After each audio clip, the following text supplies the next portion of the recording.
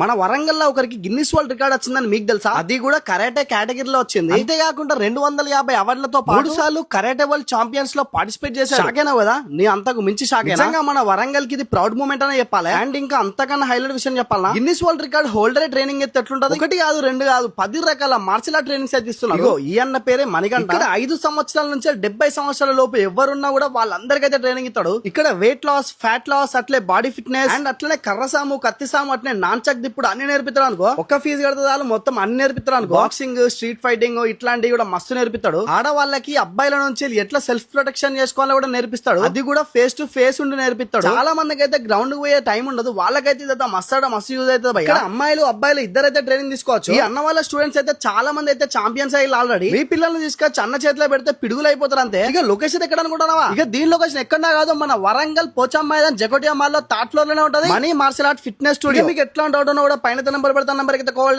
Right అన్న ఉంటారా.